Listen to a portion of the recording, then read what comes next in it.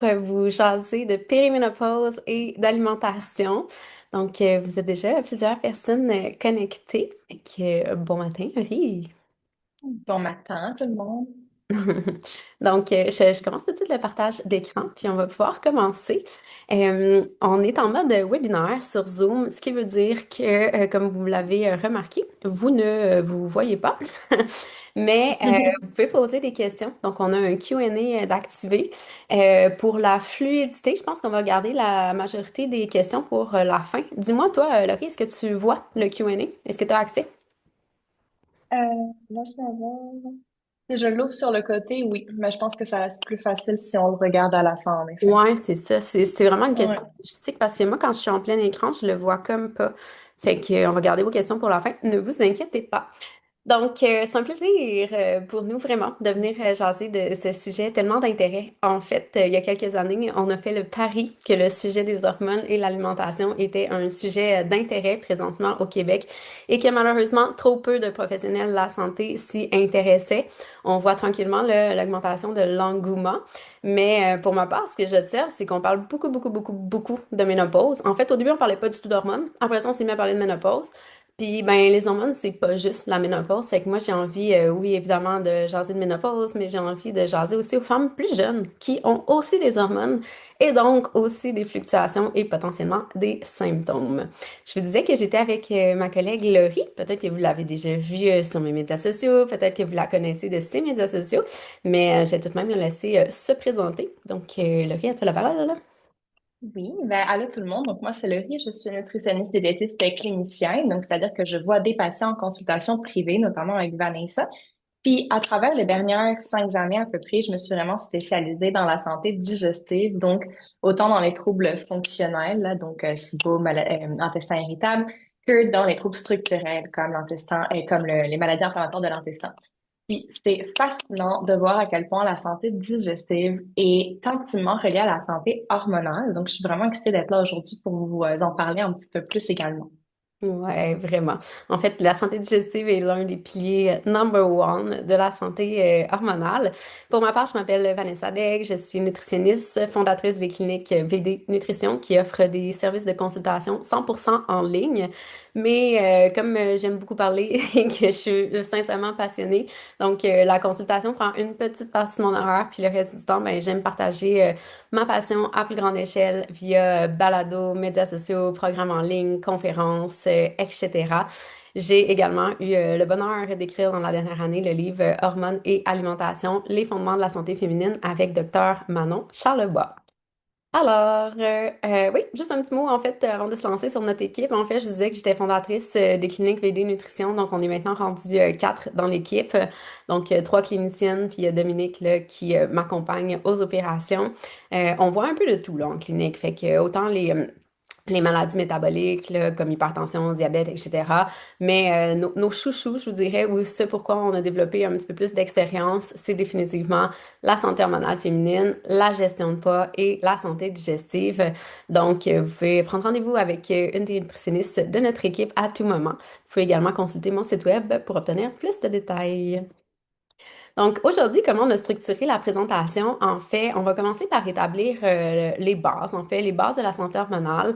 Qu'est-ce que nous dit la science par rapport à ça? Et on va vous présenter deux cas clients pour mettre la table. Je suis certaine qu'il y en a parmi vous qui allez vous reconnaître à travers ces clientes. Ensuite, on va vous expliquer là, rapidement qu'est-ce que la périménopause puis comment est-ce qu'on peut savoir si on s'y retrouve. On va ensuite jaser de poids et de micronutriments. On va adresser l'inflammation. Donc, l'inflammation, un sujet ultra tendance, mais aussi très riche en mythes. Donc, on trouvait que ça valait la peine de démystifier le tout. Puis, on termine avec, évidemment, une conclusion et un tirage. Donc, je vais faire tirer mon livre Hormones et alimentation parmi les personnes qui seront présentes. Donc, on débute.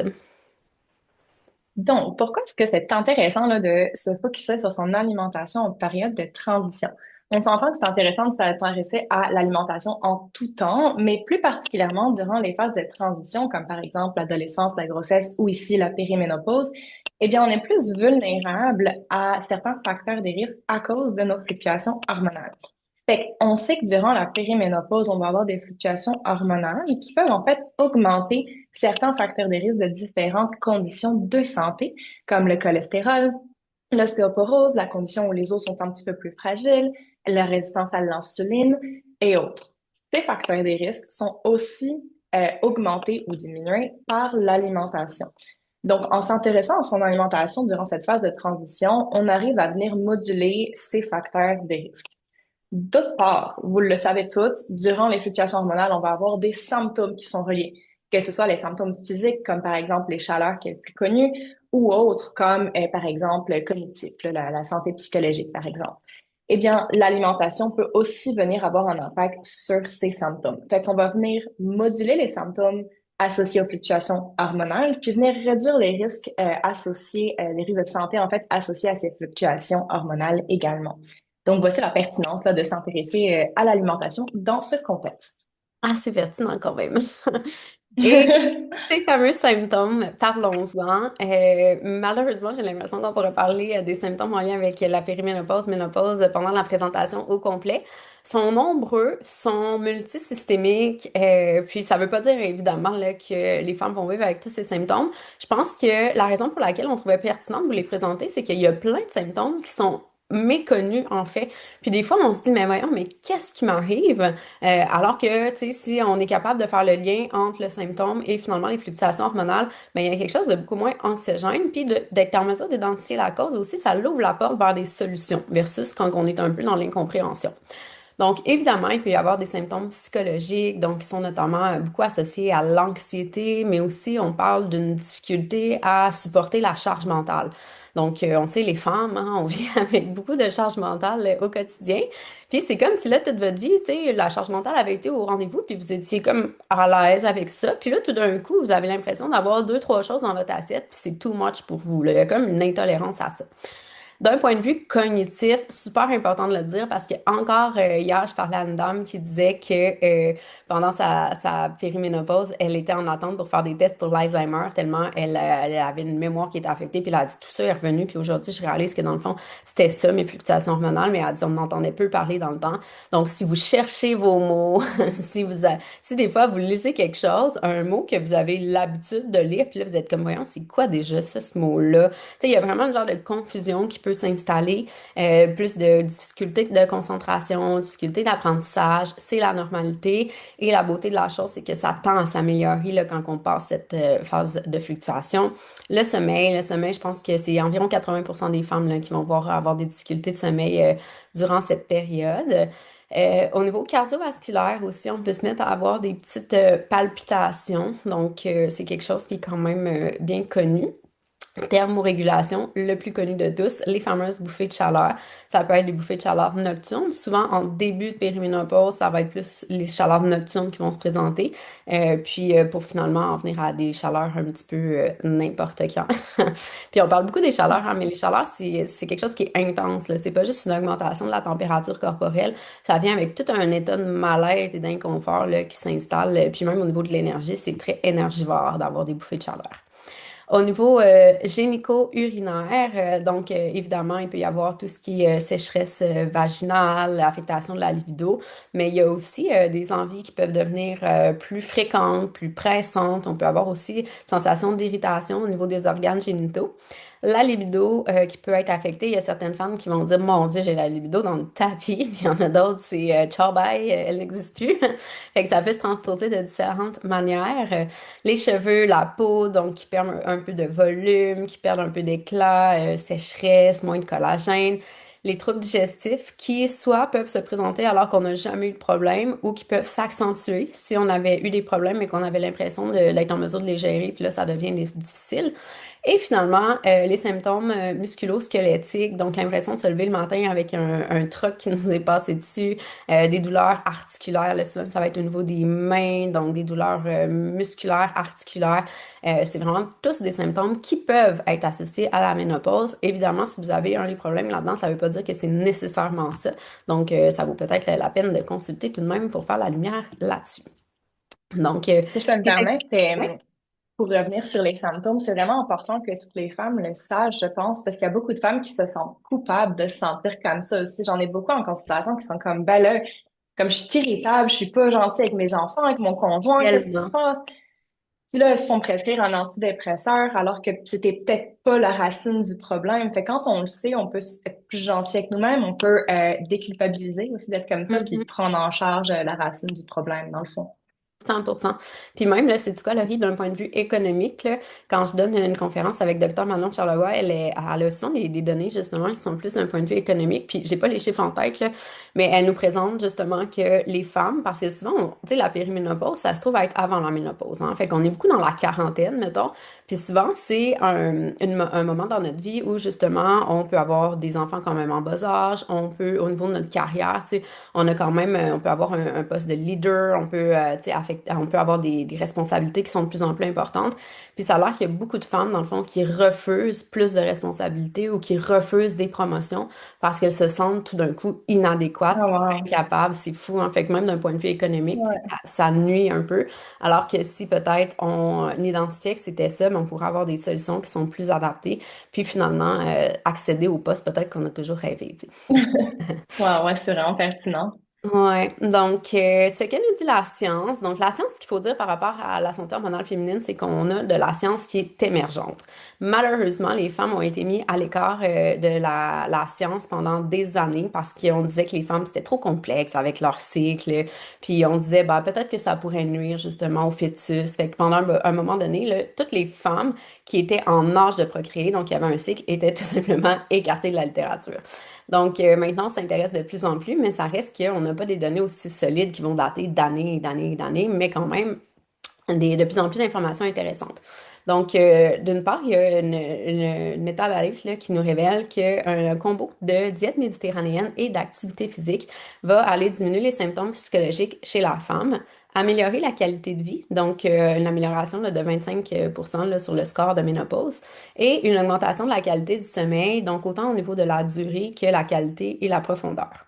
Il y a également une autre étude qui a démontré que quand on avait un accompagnement en nutrition et qu'on combinait cela à la pratique d'activité physique, on diminuait le risque de prendre du poids de 40%. Ça reste là justement que le plus efficace. Donc justement ici, on dit diminuer le risque de prise de poids. Donc on est vraiment dans la prévention là, plutôt que de réaliser justement, oh mon Dieu, j'ai pas réalisé, mais finalement là, je suis ménopausée. Mais ça fait comme 5 ans que je prends 3-4 livres à chaque année. Donc, effectivement, quand on est dans la prévention, ça demeure le plus efficace. Dans cette prévention, on va vouloir prendre en charge, attaquer différents piliers qui vont venir ensemble soutenir votre équilibre hormonal, donc l'homéostasie hormonale. Nous, évidemment, on se concentre plus sur le côté alimentation, mais ça ne veut pas dire qu'il est plus important que les autres parce que s'il y en a un qui est débalancé, ben, ça débalance toute l'affaire. Fait que, comme vous le voyez à l'écran, là, le stress, le mouvement, la qualité et la quantité de sommeil, puis l'environnement vont également avoir un impact sur vos hormones. Puis nous, aujourd'hui, on va se concentrer plus évidemment sur alimentation. Ouais. En fait, ce qu'on souhaite vous dire, c'est que nous, on vous jase d'alimentation parce que c'est notre expertise, mais on met pas C'est le ça. les autres qui sont tout aussi importants. On vous a préparé des petites histoires de cas, puis là, je suis sûre qu'il y en a qui vont dire, ah mon Dieu, mais c'est moi, Mélanie. Donc, Mélanie, je vous présente Mélanie. Elle est très disciplinée. Dans le fond, elle se préoccupe beaucoup de son alimentation. Elle mange full de salades, de végétaux, mais très peu de glucides. Elle a peur des glucides un peu. On lui a dit toute sa vie qu'il fallait les mettre de côté. C'est une femme qui est active. Elle a, des entraînements fréquents et quand même assez intenses. Puis ses cycles sont réguliers. Par contre, elle est super fatiguée, notre Mélanie. Elle est épuisée, anxieuse. Elle a également une affectation du transit, donc elle a de la constipation malgré sa pratique d'activité physique.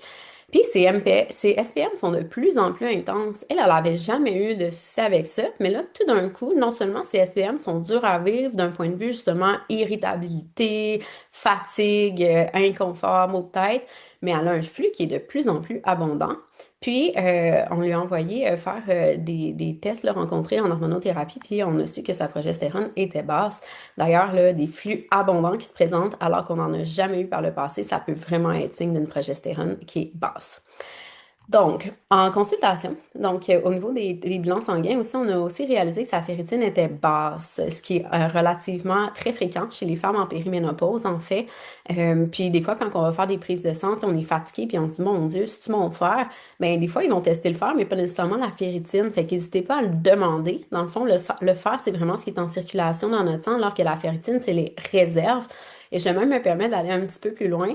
Si on vous dit que tout est beau, prenez le temps de regarder votre bilan sanguin parce que des fois, on nous dit que tout est beau, mais c'est pas pareil. Tu sais, quand ça flirte avec la limite, là, pour vous donner une idée, là, je suis toujours mélangée, là, je me souviens pas si la ferritine, pour être pathologique, c'est en bas de 11 ou 16, mais tu sais, des fois, on va être genre à 17, 18, puis on va nous dire que c'est beau, alors qu'il y a certaines femmes qui sont bien à 70, là.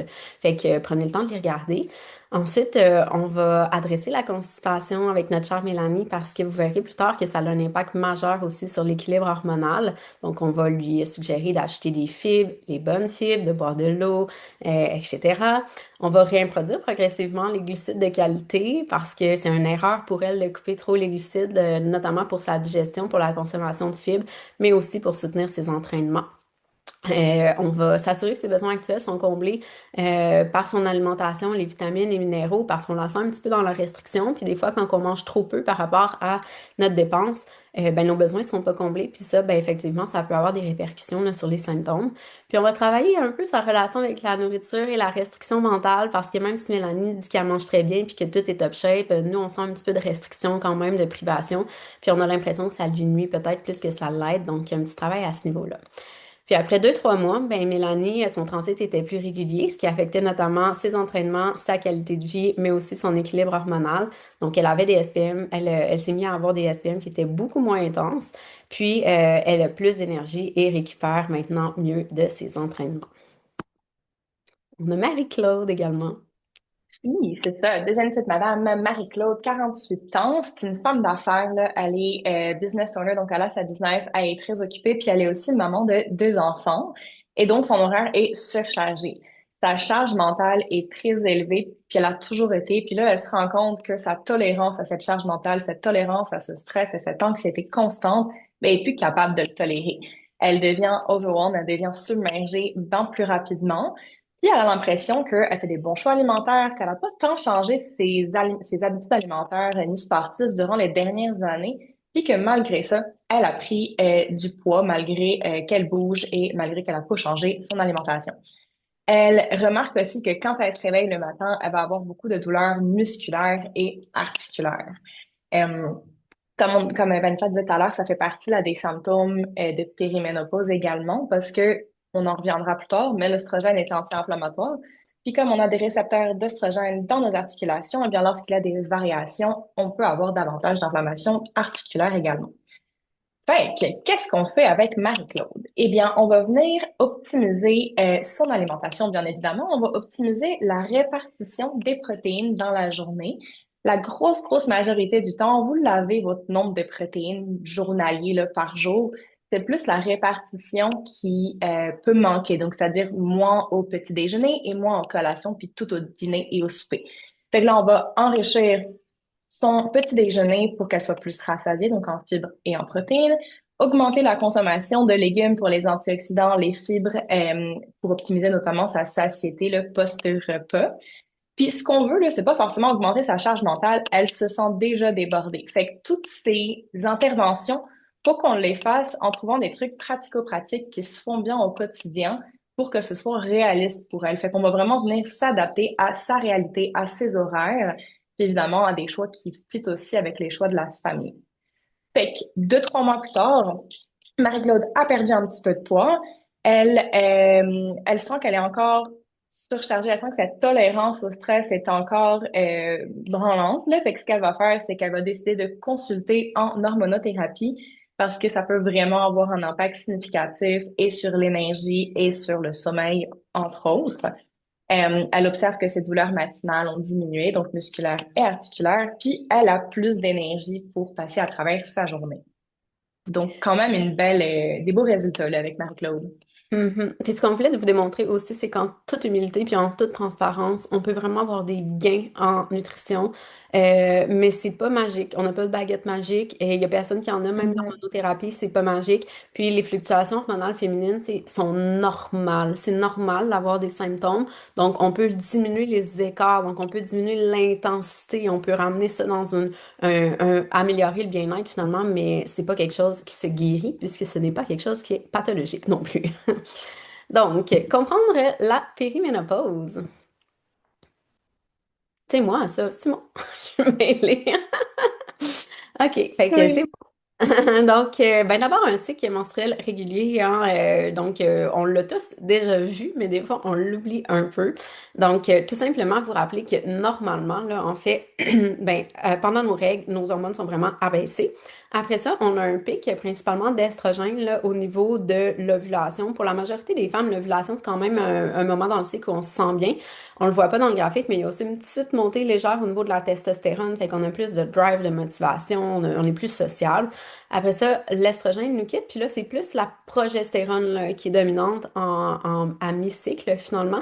La progestérone, c'est une hormone qui est plus calmante, donc souvent, ça fait quand même du bien à ce niveau-là. Là, chaque femme vont le vivre différemment, mais des fois, début de phase lutéale, c'est une période où on peut se sentir calme, on a un bon sommeil, puis tout.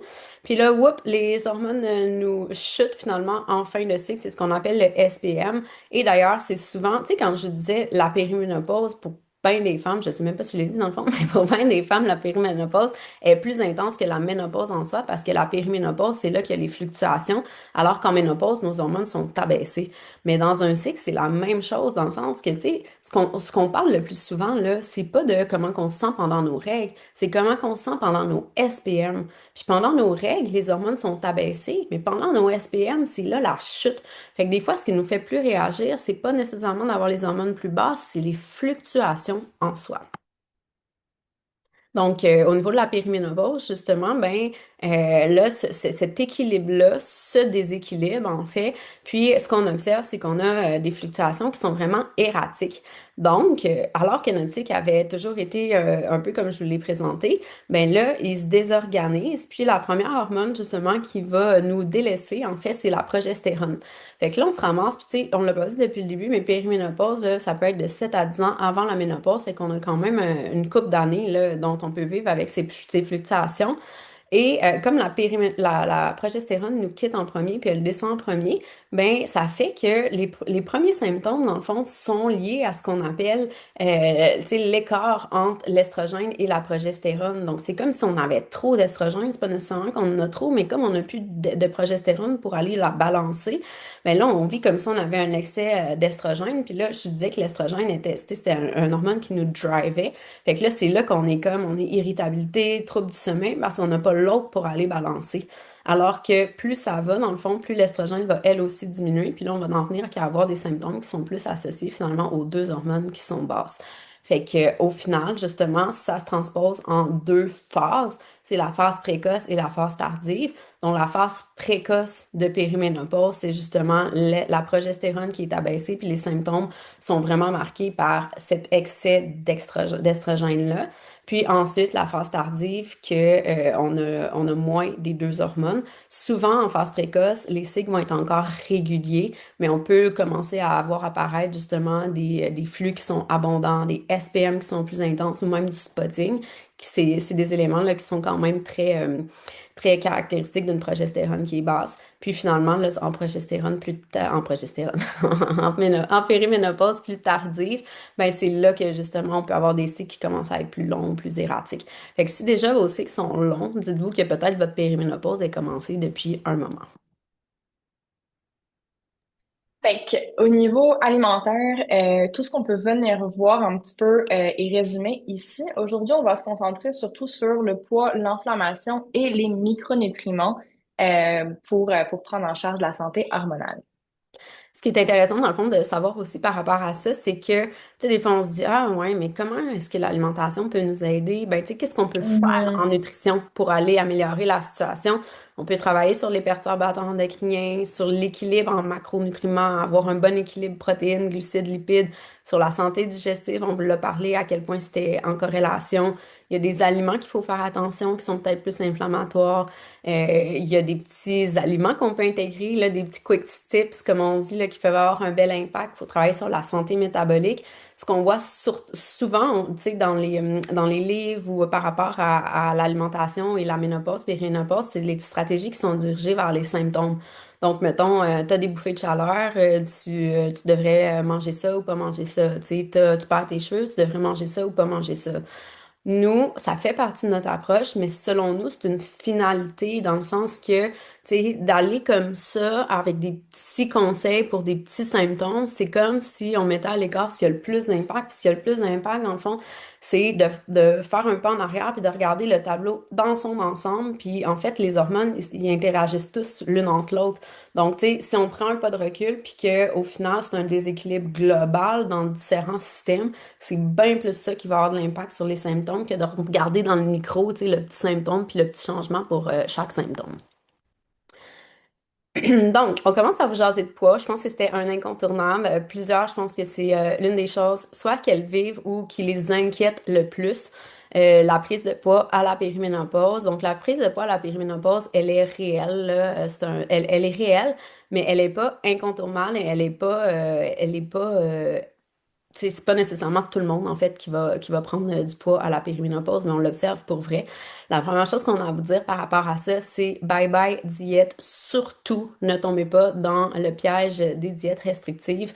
On est une grande communauté de professionnels à se battre pour dire aux gens d'arrêter de faire des diètes.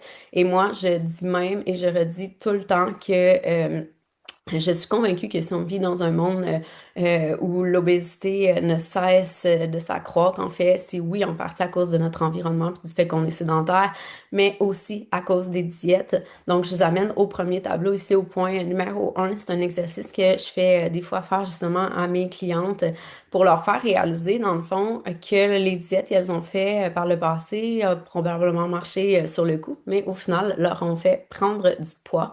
Donc, d'année en année, justement, ben, au début, on fait des diètes, ça fonctionne super bien, c'est facile, puis tout. Mais plus qu'on en fait, plus qu'on reprend du poids. Puis après ça, c'est de plus en plus dur à reperdre, puis on en reprend de plus en plus. En fait, c'est qu'on va affecter notre métabolisme. C'est comme si on rendait notre métabolisme efficace avec moins de calories. Puis à force de répéter ça, répéter ça, répéter ça, ben, on a passé notre vie à entraîner notre corps à fonctionner avec moins de calories. Fait que là, on mange un nombre de calories qui a bien de l'allure. On a l'impression qu'on regarde du pain puis on prend du poids. C'est parce que probablement notre métabolisme est un petit peu affecté, malheureusement. Donc, cessez de faire des diètes. D'une part pour ça, mais aussi parce que souvent, justement, si on fait une diète restrictive, ben, on peut se ramasser à consommer un nombre de calories qui est quand même très bas. Et par expérience, là, quand on est en bas de 1500 calories ou aux alentours de 1500 calories, faut très bien manger pour combler ses besoins nutritionnels. Parce que dans le fond, c'est comme si on avait beaucoup moins d'opportunités, de par nos apports alimentaires qui sont plus petits, d'aller combler nos besoins nutritionnels. Fait que là, on mange, on peut manger relativement bien, mais whoop, nos besoins en magnésium, nos besoins en oméga 3, nos besoins en vitamine B sont pas comblés parce qu'on mange juste trop peu. Fait que ça peut avoir un impact sur notre équilibre. On sait aussi que les diètes mènent vers une relation malsaine avec la nourriture, donc c'est dangereux tant pour le point de vue physique que psychologique. Puis si justement on mine notre relation avec la nourriture, ben, on va avoir tendance à tomber plus, ah, je suis dans la restriction, je fais vraiment, vraiment attention, puis après ça, ah, je m'en fous, je mange un peu ce que je veux. Puis au final, si on regarde overall, tu sais, tout ce qu'on aurait mangé dans un an, dans cette dualité-là de faire attention, puis faire attention, faire attention, puis faire attention, c'est relativement une alimentation qui est moins saine que juste si on s'était pas privé pendant une année puis qu'on avait juste mangé équilibré. Et surtout, ce qu'on sait, là, c'est que la restriction, dans le fond, ça amène un état de stress au niveau du corps. Donc, on est comme en train de lui dire qu'il n'y a pas ce qu'il faut dans son environnement, finalement, pour le nourrir. Et on sait que les hormones féminines, dans le fond, ils ont leur raison d'être pour une finalité, un objectif de reproduction. Donc, pour que le système, les hormones féminines fonctionnent adéquatement, il faut que le corps de la femme, il faut que la femme se sente en sécurité. Donc, si on est dans un état de stress, le corps va comprendre que c'est pas le temps de procréer, puis il va aller débalancer les hormones jusqu'à le point le plus intense de ça, c'est qu'on va tomber en aménorrhée, on n'aura plus de règles. Mais avant même d'être à ne plus avoir de règles, ben, on peut avoir juste des symptômes qui sont plus intenses parce que notre corps est sous tension. Et là, vous vous dites, mais c'est bien beau tout ça, mais moi, j'ai pris du poids, puis j'aime pas ça. Donc, qu'est-ce que je dois dire adieu à mon intention de perdre du poids? Est-ce que c'est impossible de perdre du poids? Ben non, c'est pas impossible. C'est beaucoup, c'est difficile, on vous le cachera pas. C'est vrai que la littérature est pas reluisante là, en ce qui a trait à la perte de poids, surtout quand on fait des diètes justement restrictives. Donc, nous, je vous disais qu'on accompagnait beaucoup de femmes en gestion de poids. Puis, selon notre approche, en fait, il y a deux gros piliers là, à adresser en perte de poids. Donc, il y a l'alimentation là, elle-même, donc qu'est-ce qu'on met dans notre assiette, mais il y a aussi les comportements alimentaires. Donc, en ce qui a trait à notre alimentation, nos choix alimentaires, ça se subdivise en deux éléments qu'on peut travailler. Donc, la quantité puis la qualité. La qualité, en fait, ce qu'on veut quand on vise un objectif en lien avec le poids, c'est une alimentation qui est plus rassasiante. Donc, on veut que notre alimentation soit rassasiante. C'est comme ça, on réussit à construire des assiettes qui sont savoureuses, qui répondent à nos besoins, mais qui sont plus rassasiantes pour moins de calories. Donc, on veut beaucoup de végétaux, pas d'alimentation transformée, des fibres, des protéines.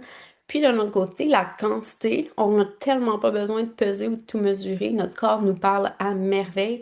Donc, si on écoute nos signaux corporels puis qu'on combine ça à une alimentation qui est rassasiante et satisfaisante, ben, on met toutes les chances de notre côté pour parvenir à notre objectif. Puis d'un autre côté, ben, c'est que des fois, on sait ça, mais on ne l'applique pas. Ou on sait ça, on l'applique par moment, mais il y a des éléments qui viennent peut-être contrebalancer les effets positifs de cette alimentation-là. Donc, des fois aussi, c'est ces comportements alimentaires-là qu'il faut aller travailler. Donc, est-ce qu'on a une relation qui est perturbée avec la nourriture? Est-ce qu'on a tendance à grignoter? Est-ce qu'on manque de compétences culinaires? Puis on sait tellement pas cuisiner au final qu'on se retourne toujours vers des choses qui sont plus transformées ou plus rapides ou qui sont non satisfaisantes. Donc, après ça, on a des cravings. Est-ce qu'on manque de planification, puis malgré toutes nos bonnes intentions, ben on arrive trop brûlé le soir, puis on se tourne vers quelque chose de plus facile? Est-ce qu'on a une alimentation qui est plus émotive? Donc, on en a nommé quelques-uns ici, mais c'est plusieurs éléments là, qu'on peut observer comme ça et travailler avec nos clients au privé. Maintenant, on vous parle de micronutriments et périménopause. Donc, y a-t-il des nutriments, des éléments dans notre alimentation qu'on devrait mettre en valeur pour traverser cette période dans la douceur? Mon Dieu, je parle beaucoup, moi. Je pense encore à moi. Donc, vos besoins nutritionnels sont-ils comblés par l'alimentation? Hey, cette slide-là, cette étude-là, je pense que je la mets dans 80% de mes conférences, là. Je la trouve tellement parlante, en fait. C'est une étude pan-canadienne qui a été réalisée en 2004. Là, vous allez dire, hey, 2004, fille, on est rendu en 2026. Je sais. Donc, ça date. Mais c'est une étude pan-canadienne, donc c'est une étude qui est très longue à réaliser, qui est coûteuse, et au Canada, c'est les données les plus récentes qu'on a. Donc, on le prend en considérant effectivement que ça fait quand même 22 ans déjà que ça a été fait, mais je ne sais pas à quel point les gens mangent mieux, là. J'ai l'impression que les gens qui mangeaient mieux mangent encore mieux, avec les gens qui mangeaient moins bien, ben, ils mangent encore pas bien. Donc, ce qu'ils ont fait, en fait, c'est qu'ils sont allés évaluer, là, je ne passerai pas ça en détail, mais tu sais, ils ont voulu savoir si les gens comblaient leurs besoins en vitamines et minéraux via leurs apports alimentaires. Et dans le fond, ce qu'on peut voir ici pour les femmes, c'est qu'il y a plusieurs vitamines et minéraux. Puis ce qu'on voit, c'est le pourcentage, en fait, un pourcentage de personnes qui ne comblaient pas leurs apports via leur alimentation. Fait qu'on voit quand même que pour plusieurs vitamines et minéraux, c'est pas nécessairement comblé via l'alimentation. Sans nécessairement rentrer en détail là-dedans, je pense que c'est le gros message que je voulais que vous compreniez. Évidemment, là-dedans, il y a des personnes qui mangeaient assurément bien, il y a des personnes qui mangeaient pas bien, donc c'est un mélange de tout. Mais ça se peut, dans certains cas, effectivement, que nos apports ne soient pas comblés via l'alimentation. Puis, il y a des personnes qui sont un petit peu plus à risque que d'autres à pas rencontrer ces besoins en micronutriments. Donc, ça peut être le type de personne qui va suivre un type de diète en particulier. Donc, on pense aux personnes qui sont végétariennes, qui sont véganes, qui sont keto, qui vont donc couper une partie des groupes alimentaires. Et que s'ils ne font pas attention à bien rencontrer leurs micronutriments, ils vont fort probablement en manquer. Puis après, on a les personnes qui sont un petit peu plus à risque pour d'autres raisons, comme les personnes âgées qui ont moins d'appétit ou les personnes qui auraient une maladie qui augmente leurs besoins ou encore la prise de médicaments comme par exemple la metformine ou encore la pilule contraceptive qui vont augmenter le besoin de certains nutriments. L'éléphant dans la pièce, vous l'avez tous vu, là, le Wegovy Ozempic, on peut pas ne pas en parler. Lui aussi, il met à risque également. La raison derrière ça, c'est qu'il suppresse les sensations de faim. Donc, les signaux que votre corps vous donne pour vous dire que c'est l'heure de manger, ben ça, ils sont un peu plus suppressés. Puis en plus, il diminue la vitesse à laquelle votre estomac se vide dans vos intestins. Et donc, il y a moins de quantité qui peut rentrer dans votre estomac. Tout ça fait que souvent, on va être autour du 1500 calories, voire en dessous. Puis comme Vanessa disait tout à l'heure, il faut faire vraiment bien attention, puis vraiment bien planifier ses affaires pour être sûr de bien rencontrer ses besoins avec une diète restreinte en énergie. Fait que ce monde-là, là, si vous vous reconnaissez là-dedans, il est temps de vous poser les bonnes questions. Est-ce que vous rencontrez vos besoins en micronutriments? Mhm. Donc, les micronutriments en particulier sont tous importants, là, on s'entend, mais si on pense plutôt à la périménopause, ceux qui vont avoir le plus d'impact, puis ceux qu'on veut vraiment s'assurer de rencontrer pour aller chercher un équilibre, donc une homéostasie hormonale, on va avoir le calcium, qui est pas le nutriment le plus jasé sur les réseaux sociaux, mais quand même intéressant pareil. La vitamine D, bien évidemment. Le magnésium, ça, je suis pas mal sûre qu'on en a tout entendu parler à date. Puis l'oméga 3 et le fer. Absolument. Donc, le À toi. calcium, moi, j'aime full ça, parler du calcium, parce qu'à chaque fois, les gens sont comme, le calcium. Pas Parce le plus sexy des nutriments, là. On dirait qu'il reçoit ouais, pas pourquoi? d'amour. Mais c'est parce que calcium, on dirait que on se l'est fait dire toute notre vie, calcium, lait, os, là, on est comme ça, correct, j'ai Ouais. compris, là, à quel point. Mais dans le fond, non seulement c'est le nutriment qui a démontré la plus grande corrélation avec les symptômes de SPS, périménopause, SPM, pardon. Dans le fond, c'est ce qu'on sait, c'est que quand nos apports sont sous-optimaux, si on a réussi à les amener à des apports optimaux, on observe chez plusieurs personnes une diminution des symptômes. Donc, le calcium, en fait, puis comme vous pouvez voir, là, il y a 48 à 89% des femmes qui ne comblent pas leurs besoins. Puis ici, là, l'idée, c'est pas d'aller vous nommer tous les aliments. Là, je pense que pendant que je parle, vous pouvez très bien les regarder. C'est juste de vous faire réaliser quand vous voyez ces aliments-là, est-ce que vous êtes comme crime? Moi, je mangeais mon yogourt le matin, je pensais que j'étais correct, mais finalement, mes besoins, c'est 1200 mg, puis je mange 300 mg. Tu sais, ça en prend quand même pas mal, les produits laitiers, pour combler ses besoins en calcium. Puis on le sait, là, calcium, produits laitiers, je pense on fait la relation directement dans notre tête, mais effectivement, tu sais, produits laitiers et le substitut, c'est comme la plus grosse catégorie. Ensuite, tu sais, il y en a un peu dans les légumes verts, dans les amandes, dans le tofu, mais quand même, il n'y en a pas tant que ça du calcium dans l'alimentation. Fait que des fois, il faut redoubler d'efforts. Puis c'est pas pour rien aussi si, il y a plusieurs femmes, là, à partir de la cinquantaine qui se font prescrire le duo calcium-vitamine D. C'est aussi très lié à la densité osseuse, puis c'est un facteur de risque aussi quand les hormones féminines nous quittent. Donc, quand même, non négligeable. Définitivement. Puis le petit amoureux du calcium, ça va être la vitamine D. Donc la vitamine D, là, vous la connaissez toutes. Puis je suis surprise de voir à quel point il y a encore peu de monde en fait qui se supplémente en vitamine D en hiver. Il y a une grosse partie de la population qui ne rencontre pas leurs besoins en vitamine D. Vous pouvez voir à l'écran à peu près 90% des personnes.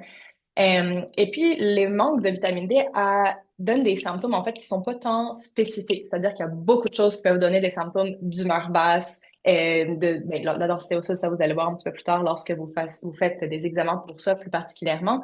Mais ça a un impact qui est vraiment systémique. Puis pour rencontrer votre rapport en vitamine D en hiver, donc on se rappelle que même s'il y a du soleil en hiver, que vous êtes dehors sans vêtements, vous allez tout de même pas vraiment faire de synthétisation de vitamine D cutanée, donc sur la peau. Juste avec l'alimentation, ça en prendrait là, du saumon sauvage ou du lait. Là. Ça ferait genre 50 de lait. Ce serait pas tant réaliste, cette affaire-là. Fait que souvent, en hiver, au Québec, ça prend vraiment une supplémentation de vitamine D.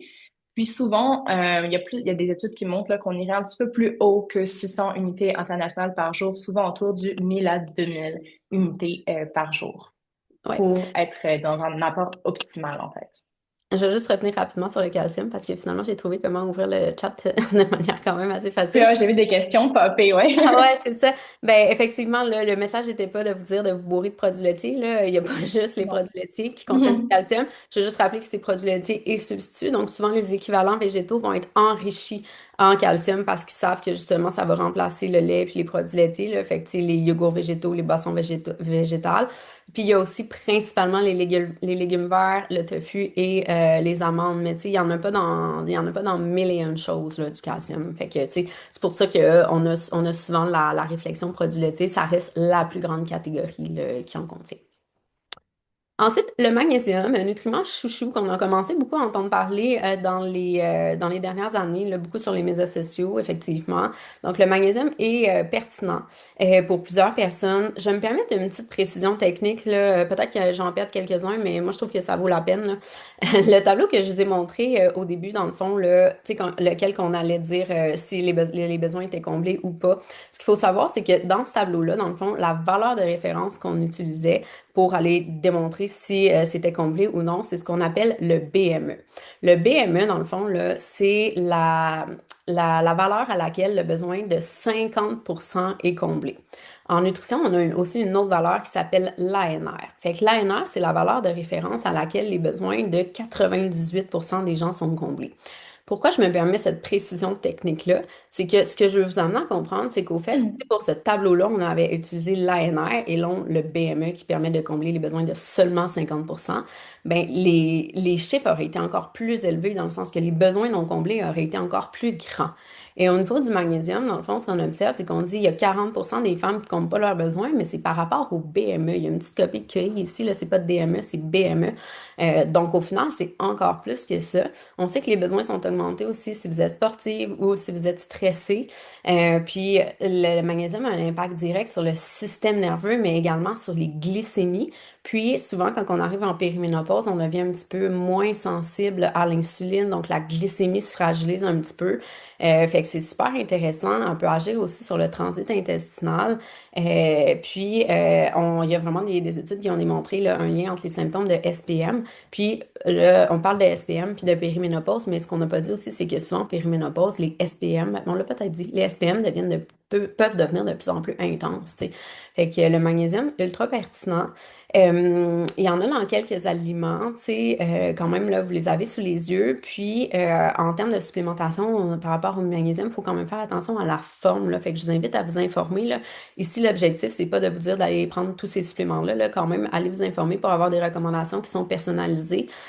Parce que dépendamment de la forme magnésium, on sait par exemple que le citrate il peut amener des diarrhées chez quelqu'un qui n'aurait pas de problème de transit, alors qu'on va le recommander chez une personne constipée parce que ça l'améliore le transit. Donc, il y a quand même des éléments, tu sais, supplémentaires à aller chercher, là, mais ceci est une information de base. Puis comme les SPM peuvent être un petit peu plus gros, c'est comme dit Vanessa, on peut avoir des règles plus abondantes à ce moment-là, eh bien, on perd plus de sang. Fait que les femmes en périménopause vont avoir tendance à avoir la ferritine basse, voire à tomber en anémie.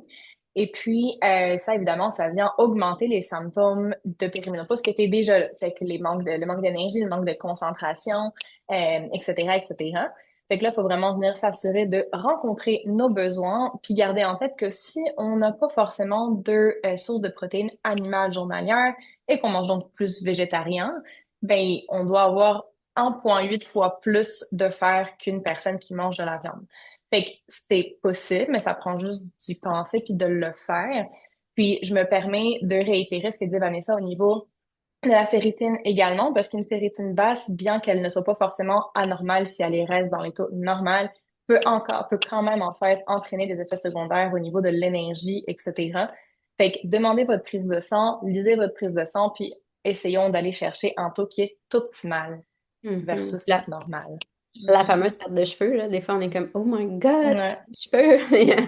C'est un symptôme de périménopause, mais c'est aussi vraiment beaucoup un symptôme de ferritine basse ou de fer de niveaux de fer qui sont inadéquats. Exact. Puis pour le faire, encore une fois, là, on parle de nutriments. Donc, certains de vous seraient peut-être tentés d'aller chercher une multivitamine ou d'aller chercher des suppléments. Pas forcément. Puis surtout pour le faire, c'est pas quelque chose qu'on va supplémenter sans avoir une prise de sang. C'est super important parce que ça peut être toxique. Puis je viens de voir notamment là, une question popée sur le magnésium. Oui, on peut prendre trop dans micronutriments. Fait qu'il faut vraiment faire attention puis être bien conseillé, accompagné dans ce processus. Mhm. Euh, Je vais au juste niveau... faire, Ouais. je vais juste faire un mini pont par rapport à ce que tu viens de dire, justement, là. C'est pour ça que Mhm. nous, en clinique, souvent, on recommande des dosages qui sont très sécuritaires. Là, tu sais, moi, le magnésium, souvent, je vais Mhm. avec un 200 milligrammes alors que les besoins sont à 320, tu sais. Fait que faites attention aux personnes qui recommandent des méga dosages. J'ai d'ailleurs vu passer le 10 000 unités internationales de vitamine D, là. On sait aujourd'hui que c'est vraiment pas adéquat. Nous, on est plus dans le 1000 à 2000. Tu sais, le 600, il est vraiment bas, là, de Santé Canada, mais 1000 à 2000, c'est largement suffisant. Et oui, les produits laitiers, le lait, il est enrichi en vitamine D, mais quand même, c'est insuffisant, là. Je te laisse poursuivre. Mhm. Définitivement. Une petite exception, peut-être, ce serait justement l'oméga 3 parce que l'oméga 3 il y a plusieurs types d'oméga 3. Il y a ceux que vous pouvez trouver dans certaines huiles, certaines graines, puis il y a le EPA-DHA. Le EPA-DHA, là, c'est lui qui a le plus d'impact sur l'humeur, l'inflammation, l'immunité également. Puis malheureusement, il se trouve pas mal juste dans les poissons. Donc, si vous mangez pas 4 portions de poissons gras par semaine, il est fort probable que vos apports soient sous-estimés pour celui-ci. Il y a d'ailleurs là des études qui montrent, par exemple, pour la dépression ou l'anxiété, qu'une insuffisance, une déficience en apport en EPA-DHA avait un impact sur évidemment la dépression, parce qu'il y a une petite inflammation cérébrale qui est liée à ça, puis que les personnes qui en étaient déficientes pouvaient avoir une résistance à la médication. Donc, ne pas répondre à l'antidépresseur parce qu'il manquait des oméga 3. Fait que c'est quand même super intéressant. Donc, ça prend de s'assurer de soit augmenter votre consommation de poissons. Vanessa a beaucoup de belles recettes sur son site pour vous inspirer, puis commencer avec des poissons qui font un peu moins peur, là, genre le tilapia, des poissons blancs avant d'aller vers des poissons un peu plus intenses. Puis, si jamais ça fait pas votre affaire, peut-être considérer un supplément de ce côté-là, par exemple. Absolument. Hum, Donc, on parle d'inflammation. J'ai justement vu passer dans les questions, les produits laitiers, c'est pas inflammatoire, ça? Ben, on vous disait que l'alimentation inflammatoire, c'est un sujet qui était riche en mythes et en incertitudes. Donc, on va faire le point là-dessus. Pourquoi est-ce qu'on vous parle d'inflammation? Dans le fond, c'est que l'estrogène et la progestérone, les deux hormones sexuelles féminines les plus présentes chez la femme, sont toutes les deux majoritairement anti-inflammatoires. Donc, elles nous permettent, quand elles sont présentes, d'avoir un état systémique qui est moins inflammé. Donc, on vous laisse imaginer ce qui arrive lorsqu'elle diminue. Donc, évidemment, il peut y avoir une augmentation de l'inflammation. C'est pas pour rien, justement, si on voit certains symptômes apparaître, comme les fameuses douleurs musculaires, articulaires, le brain fog, tu sais, parce que la progestérone est même neuro-inflammatoire, la difficulté plus à récupérer après le mouvement, ou même les symptômes digestifs qui s'accentuent, c'est notamment en lien avec l'inflammation. Donc, c'est quoi l'alimentation anti-inflammatoire d'un point de vue scientifique? Ben, globalement, là, c'est une alimentation qui s'inspire de l'alimentation méditerranéenne, donc riche en végétaux, peu ou très peu d'aliments transformés, une cuisine faite avec des ingrédients simples de qualité, mais aussi une santé digestive qui se porte bien.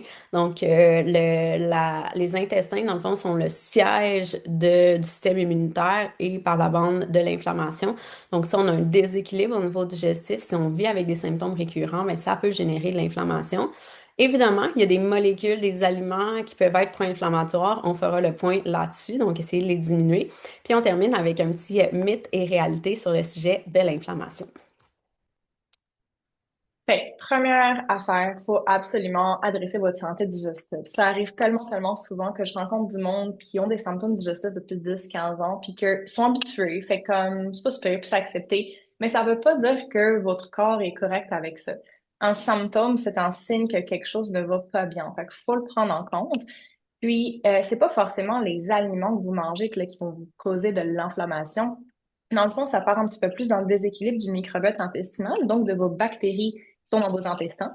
Il y en a énormément, il y en a genre 5 à 6 livres de bactéries dans vos intestins, fait qu'elles ont énormément d'impact sur le reste de votre santé, notamment, comme vous l'avez sûrement déjà lu, le système immunitaire, une grosse partie qui est logée là.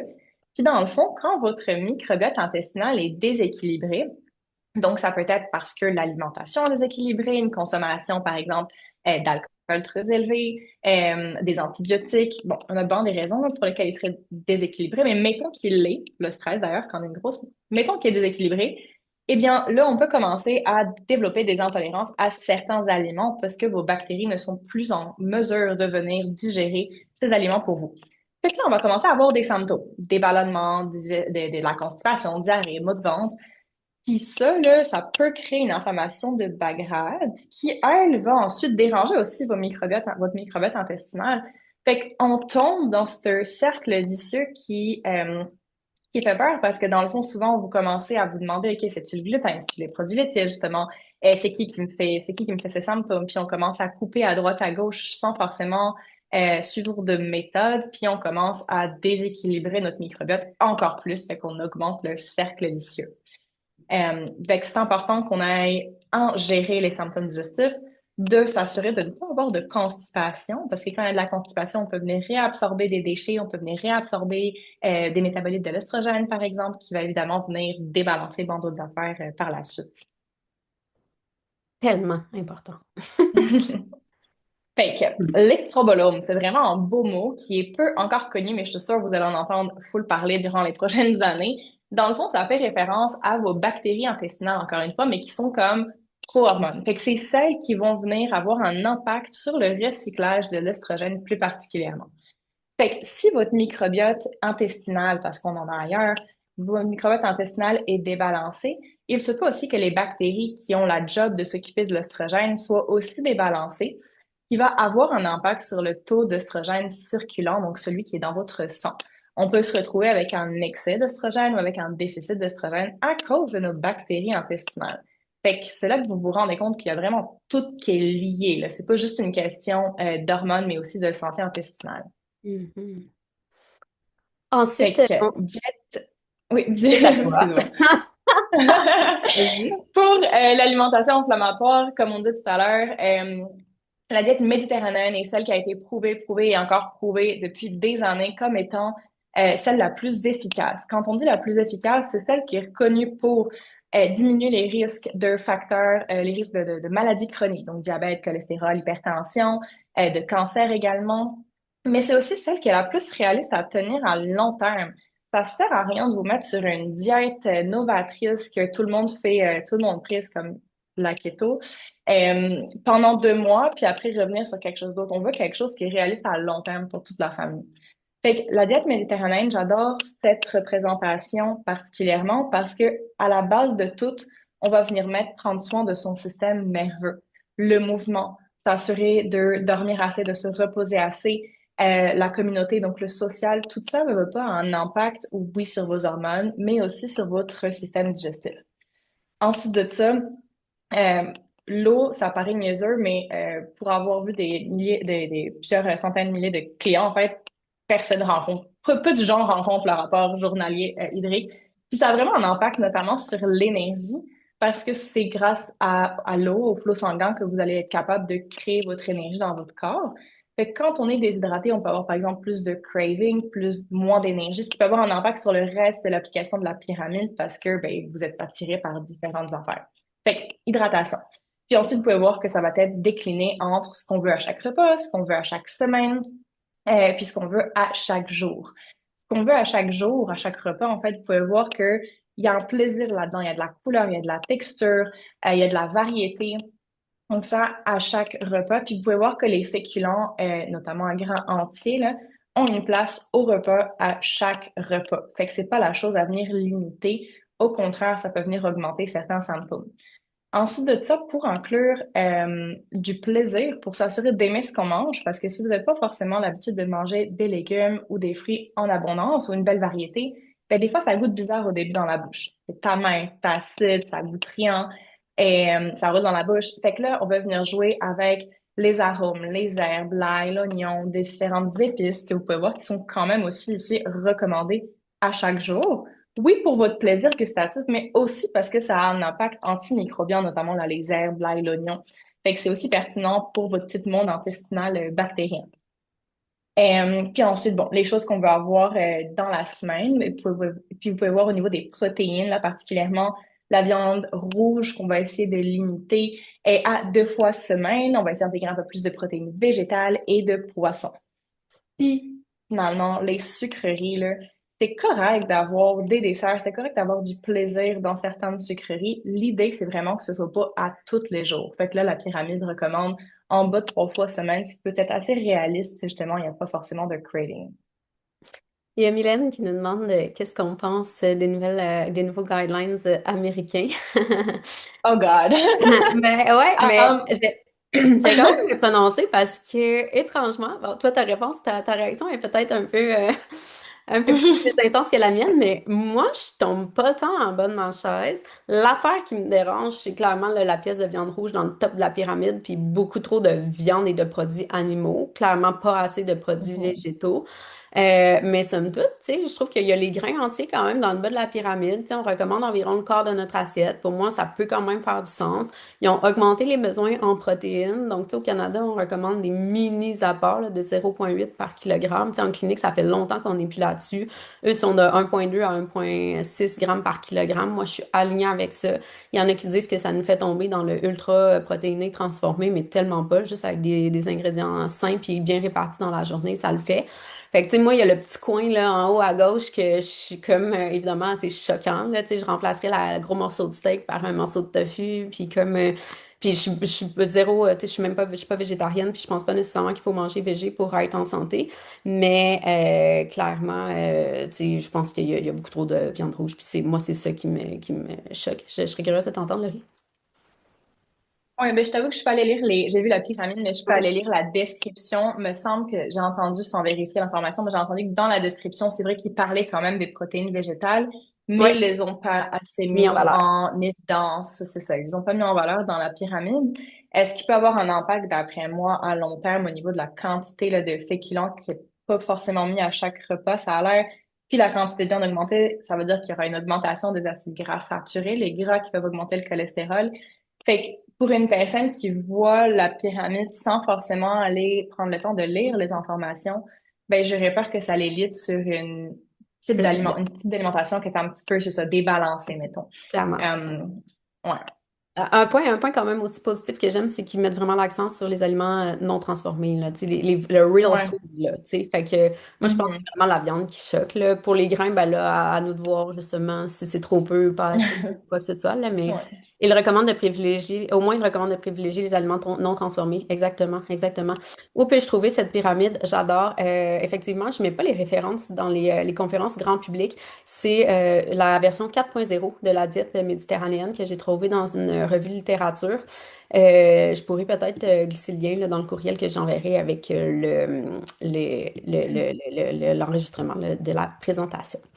Donc maintenant, les molécules pro-inflammatoires, c'est quoi? On entend plein de choses, le gluten, les produits laitiers, le soya, etc. Les vrais pro-inflammatoires, selon la littérature, puis on reviendra sur ceux que je viens de nommer, c'est l'alcool, les sucres ajoutés, les additifs alimentaires, donc les fameux aliments ultra transformés, les pesticides qui peuvent agir comme perturbateurs endocriniens. Donc malheureusement, c'est pas un sujet qu'on couvre dans la présentation d'aujourd'hui, mais c'est un sujet de grand intérêt. J'en parle dans un de mes épisodes de balado, là, notamment de microplastique, justement, avec Dr. Charlebois. Il n'est pas encore sorti, mais épisode super intéressant. Puis les mauvais gras que j'ai mis entre parenthèses, là, parce que mauvais gras, mais il y a les gras trans, les gras saturés. Bon, il y a beaucoup de nuances, je pense, à apporter par rapport à ça. Mais tu sais, de manière générale, les gens consomment juste trop de gras saturés. Donc, c'est principalement ça le message, là. Maintenant, démystifier l'alimentation anti-inflammatoire. Fait que le fameux gluten produit laitier, puis on a eu la question justement dans le chat, là, mais en fait, pourquoi est-ce que plusieurs personnes disent que le gluten et les produits laitiers sont pro-inflammatoires? C'est qu'ils vont effectivement être pro-inflammatoires chez certaines personnes.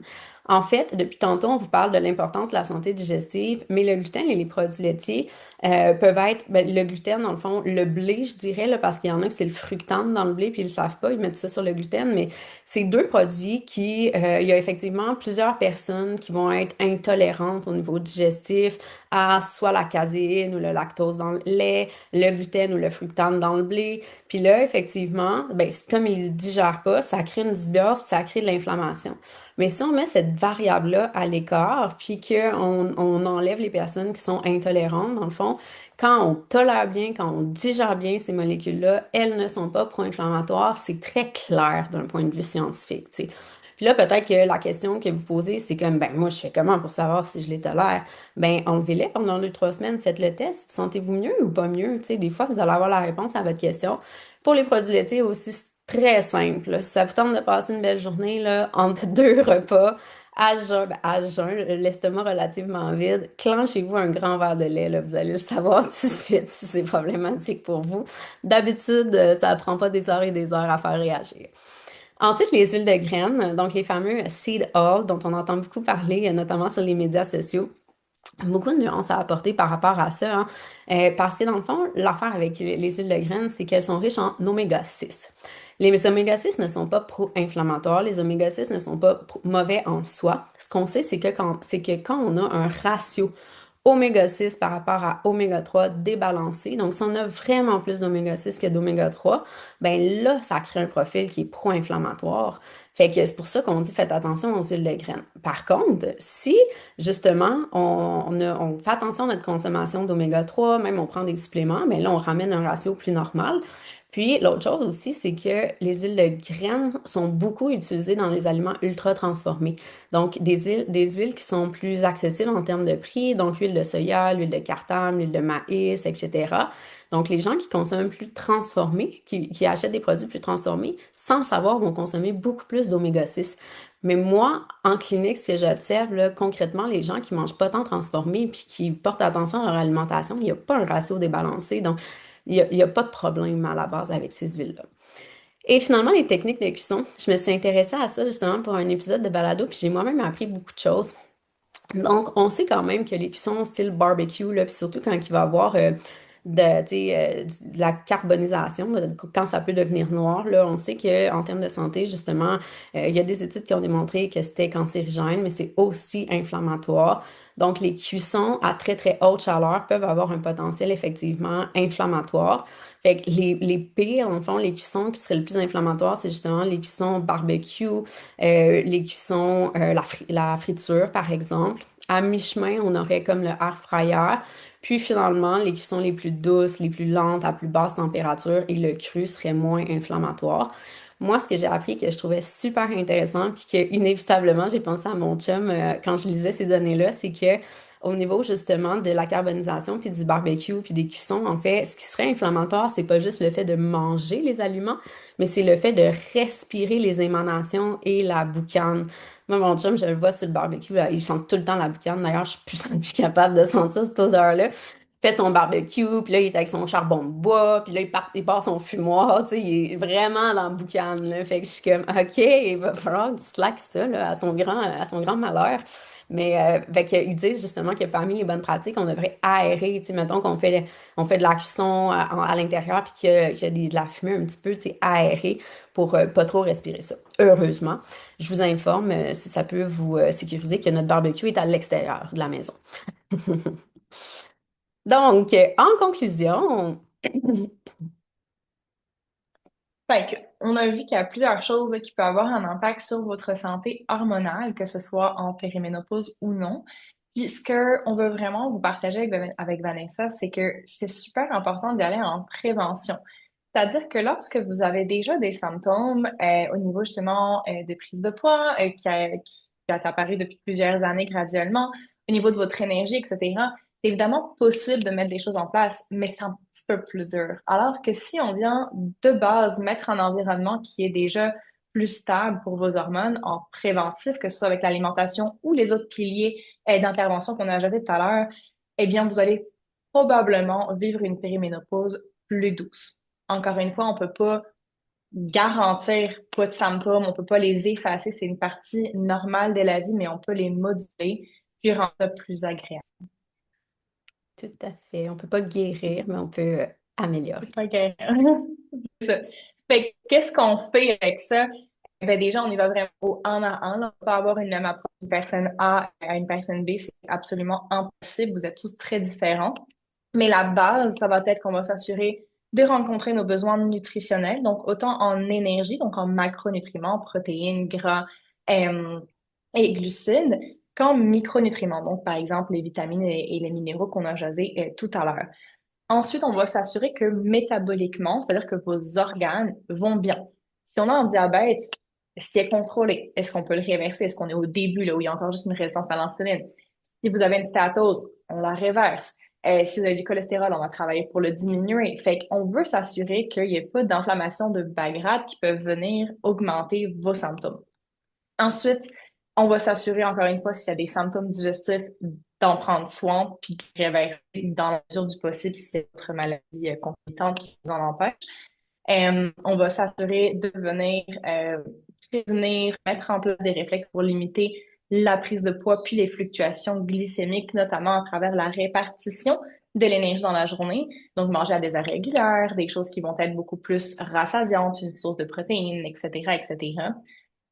Puis ça, c'est tous des concepts super intéressants, là, mais c'est pas juste de savoir, d'avoir l'information qui va être pertinente, c'est de comment on fait ça au jour le jour, là. Avec les enfants, avec le rush de la vie, avec la routine qui va vite. Ben, c'est là qu'on peut y parvenir. C'est là qu'on peut peut-être vous aider à y parvenir. De trouver des trucs pratico-pratiques qui sont adaptés à votre vie puis qui va être réalistes à long terme pour aller dans la prévention dès maintenant jusqu'à plus tard. Donc, faut que ça dure plusieurs années, que ce soit pas juste pendant un mois. Fait que c'est pas mal l'approche, là. Absolument. Donc, justement, consulter une nutritionniste, des fois, on se dit, ben, je sais ce que je dois faire, tu sais, mais justement, des fois, ça nous permet d'obtenir un feedback bienveillant sur nos habitudes actuelles. On utilise d'ailleurs une application là, pour vous donner des recommandations qui sont 100% personnalisées, j'y viendrai. On peut trouver de l'inspiration et des trucs pratico-pratiques. Tu sais, c'est bien beau de savoir qu'il faut que je mange plus de légumes, mais je fais ça comment, là, dans mon horaire chargé, ou ben mon chum n'aime pas tel légume, je t'écœurée de manger du brocoli vapeur. Il y a des astuces, on fournit plein de recettes aussi. Des recommandations sont personnalisées. Puis on est là pour vous motiver aussi, veut pas, là, tu sais, passer au changement, ça demande toujours, dans un premier temps, une dose d'effort. Puis ben nous, on est là pour vous accompagner, puis pour vous motiver aussi à faire des changements. Donc, je vous disais qu'on utilisait une application là, pour donner des recommandations qui étaient 100% personnalisées. C'est une application qui s'appelle Quinoa. Si vous allez la télécharger maintenant comme ça vous donnera rien, là, dans le sens que c'est vraiment conçu pour être intéressant quand on est en partage avec une nutritionniste. Et dans le fond, c'est principalement une application de prise de photos. Fait qu'on invite nos clients à prendre en photo ce qu'ils mangent. Ça fait office de journal alimentaire. Puis nous, ce qui est cool, c'est qu'après ça, en suivi, ben, on peut se mettre en partage d'écran. Puis là, on regarde vos repas, puis on peut dire, tu sais, oh, ici, j'observe que tu n'as pas assez de protéines, ou ici, je pense que tu as plus de gras saturés que tu le penses, il semble manquer de fibres, ou overall, il n'y a pas assez de légumes, tu Ou sais, de couleurs. des couleurs, tu sais, Des fait fois, il y a qu'on peut, des réductions au dans lieu de vous là-dedans. dire, tu sais, ah, change complètement 180 degrés, on s'en va ailleurs, puis ça fait pas de sens avec Mhm. vos habitudes, votre mode de vie, mais on peut vraiment vous dire ce que vous pouvez changer concrètement dans ce que vous êtes en train de faire déjà, tu sais. Fait que si Puis ça, trouver du ça plaisir dans ce oui, changement aussi, tellement. là. Tellement. Puis c'est Mm. le fait que ce soit plaisant et adapté à vous qui va faire en sorte que ça va être durable. Donc, vous pouvez Exact. réserver votre évaluation nutritionnelle dès maintenant. Donc, ceux qui réservent là, dans les prochaines 48 heures vont obtenir un menu de 2 semaines gratuitement. Donc, vous n'aurez qu'à mentionner le webinaire là, à votre nutritionniste en consultation, puis elle va pouvoir vous le faire parvenir. Il faut savoir aussi qu'il y a énormément de compagnies d'assurance, de plus en plus en fait, qui remboursent les frais de nutritionniste, diététiste. Fait que on serait fou un peu de s'en priver. D'ailleurs, nous, comme nos services sont 100% en ligne, en fait, ben, c'est moins impliquant en termes de temps, là. Tu sais, vous pouvez vous connecter au travail. Il y en a plusieurs qui peuvent se libérer pour un rendez-vous, mais tu sais, vous n'avez pas à sortir du bureau. C'est vraiment super facile à mettre à l'heure sur votre heure de dîner, par exemple. Si c'est marqué diététiste, c'est la même chose que nutritionniste. C'est vraiment un synonyme. Puis, ben, si vous êtes pas encore sûr, si vous avez davantage de questions, vous voulez savoir si ça s'adapte à vous, mais vous pouvez réserver un appel découverte gratuitement. Je vous mettrai le lien là, pour pouvoir profiter de l'appel découverte dans le lien d'enregistrement du webinaire. Donc, merci pour votre présence. Je vais également mettre le nom de la gagnante du livre dans le courriel que je vous ferai suivre au courant de la journée avec l'enregistrement. Donc, on a quelques questions. On va pouvoir y passer. Êtes-vous dans la catégorie de naturopathe pour les assurances? Non, malheureusement, on n'est pas du tout naturopathe, on est nutritionniste. C'est quand même très différent comme profession. Vous avez parlé de la diète méditerranéenne et je vois beaucoup passer en ce moment des informations sur l'alimentation fonctionnelle. Quelle est la différence entre chacune de ces diètes? En fait, l'alimentation fonctionnelle n'est pas une diète en soi. Puis là, tu me corrigeras, Laurie, là, mais tu sais, l'alimentation fonctionnelle, c'est plus une vision de l'alimentation qui est justement, au lieu d'être en gestion des pathologies, ben, on est plus proactif, puis on essaie d'avoir une alimentation qui est optimisée avant qu'elle devienne pathologique. On en parle beaucoup justement en lien avec la santé digestive. Tu sais, des fois, il y a des troubles fonctionnels justement qui sont difficiles à diagnostiquer parce qu'ils laissent pas de lésions visibles. Ça veut pas dire qu'ils sont absents. Tu sais, c'est définitivement une vision là, à laquelle on adhère sans que ce soit un modèle alimentaire, à moins que je me trompe. Là, des fois, il y a des nouveautés puis des nouveaux trends. Il y en a tellement en nutrition. Ouais, ben, tu sais, c'est sûr qu'il y a comme des sous-catégories, mais l'idée de l'alimentation fonctionnelle, c'est qu'on y va de façon holistique, c'est-à-dire que on est en effet, comme tu disais, dans la prévention, on ajoute des choses qu'on sait qui sont bonnes pour le microbiote, qu'on sait qui sont anti-inflammatoires, sans forcément avoir de problèmes digestifs ou d'inflammation actuelle. Fait que c'est pas mal ça. Ça change, c'est juste un autre mot fancy pour dire qu'on mange correctement, puis qu'on fait une diète méditerranéenne, mettons. Merci. On a plein de personnes qui disent que c'était super intéressant. Ça nous a fait plaisir. Plein de personnes qui disent qu'ils vont consulter, qui ont hâte à leur rendez-vous, qu'on vulgarise bien. Ben, merci. L'enregistrement, oui, je l'envoie à tout le monde après, au courant de la journée probablement. Ensuite, oui, ça va. Quels éléments dans nos prises de sang devrait-on demander? C'est une grande question là, qui mérite d'être personnalisée, mais en lien avec la périménopause, si je précise par rapport à ça. Ce qu'il faut savoir, c'est que les plus récents guidelines médicaux, en fait, tu sais, suggèrent, en fait, sont alignés avec le fait qu'on n'a pas nécessairement besoin de bilan sanguin pour faire un diagnostic de périménopause, ménopause. On peut vraiment y aller simplement avec les symptômes. Fait que si on a quand même un professionnel de la santé qui s'y connaît. D'ailleurs, il y a plusieurs personnes qui disent, ah mon Dieu, moi j'ai l'impression que mon médecin ne connaît pas trop ça. Tu sais, il me dit que c'est normal. Il y a de plus en plus de cliniques privées là, qui se spécialisent en santé féminine. Nous, on a l'habitude notamment de travailler avec Ovel. C'est des infirmières, donc c'est des IPS-PL avec droit de prescrire, puis elles font beaucoup de virtuels. Donc, vous pouvez prendre un rendez-vous là, avec elles par téléphone ou en visio là, pour avoir peut-être un petit peu plus de lumière par rapport à ça. Que pensez-vous des enzymes digestives? Grande question. Les enzymes digestives peuvent être super intéressantes dans certains contextes pour aller supporter la digestion. Par contre, si on a besoin d'enzymes digestives à tous les jours pour digérer, ça mérite peut-être une petite consultation en santé digestive. Pour moi, c'est un support, mais c'est pas nécessairement ce qu'on devrait prendre à Pas tous souvent les à long jours. terme. Ouais, c'est ça. Pour la question sur les probiotiques, pour moi, quand on dit recommandez-vous des probiotiques, c'est comme si on dit recommandez-vous une médication. C'est-à-dire que ça va vraiment dépendre de votre symptôme puis de votre personnalité, votre digestion, excuse-moi. Fait qu'il y en a que oui, ça peut être pertinent, mais il faut vraiment choisir la bonne souche de bactéries pour le symptôme qu'on veut venir attaquer, parce que si on prend juste un probiotique au hasard, fort probablement que ça va pas faire grand-chose ou que ça va pas être très différent. Ça va pas vraiment changer vos symptômes, dans le fond. Il y a, Fait que c'est ça. avais-tu terminé? Oui. Il y a Mylène qui nous demande Ouais. si j'ai bien compris, le microbiote influence les estrogènes circulants. Est-ce aussi le cas si on prend de l'hormonothérapie en ménopause 100%? Parce que les hormones, à moins que vous preniez, mettons, de l'estrogène, estrogène localisé, là, sous forme de crème, mettons, ça agit de manière un petit peu plus localisée, mais sinon, ça va être métabolisé au niveau du foie, puis ça va se ramasser dans le système digestif, donc c'est la même chose. Ouais, 100%. Si on travaille avec des femmes SOPK, oui, absolument, on a l'habitude de définitivement. Huile de cameline. L'huile de cameline, c'est ma préférée, super riche en oméga 3, Vraiment vraiment pas de bonne. souci par rapport à ça. C'est mon gros coup de cœur, là. Euh, je pense que j'ai fait le tour, là. Je vais peut-être m'échapper quelques-unes, mais globalement, je pense qu'on a répondu à plusieurs questions. Donc, ça nous a fait plaisir d'être avec vous, avec vous. Excuse-moi, je suis déconcentrée, ma reine, avec les commentaires.